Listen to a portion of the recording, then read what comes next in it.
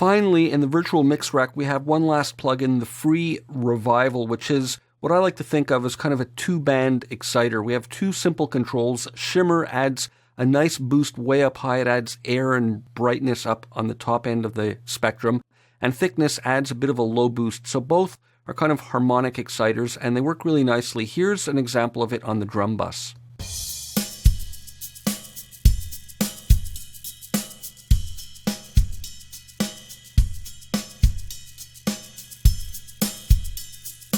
So you can hear when I dial it in or press it on, we hear the cymbal really getting enhanced up here, and the kick is a bit fatter by virtue of that. Now, I've used it in a couple of other places in some interesting ways. I used it on the kick drum. Let me just solo the kick on its own. And what I've done here is I've used the Revival in the middle of the EQ and the compressor. And what I've done here is I've rolled off the high pass here at around 40 hertz, and I've boosted a little bit here, a little bit under 60, and now I'm boosting here. So again, we're smearing all those frequencies with that kind of faux Pultec EQ trick where we're boosting and cutting in similar ranges, and it really adds a nice quality to the kick drum.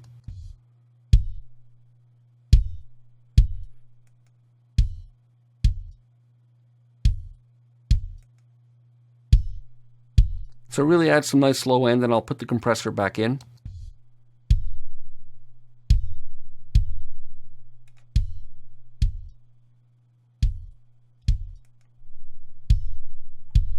So it's subtle, but it enhances. And I've done a similar thing on the bass track.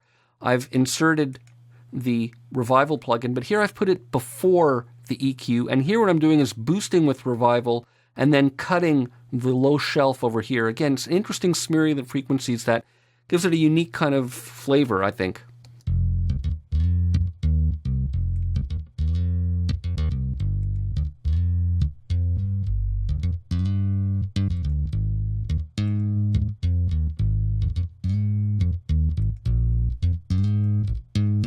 So it really gives a nice quality to the low end there. So it's a really nice, simple two-band exciter, and it can work anywhere in the signal chain. And of course, it's easy to drag around like that and experiment and hear the effect of it at different stages of the processing.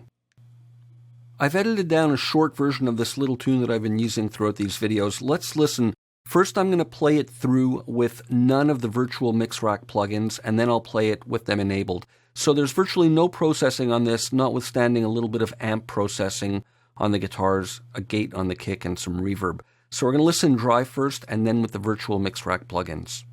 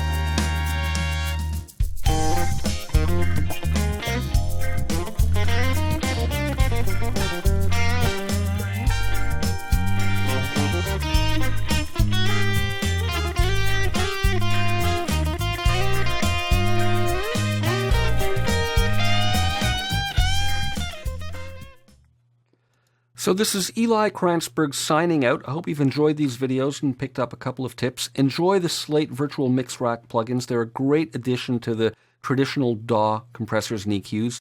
Have fun, God bless, and make great music.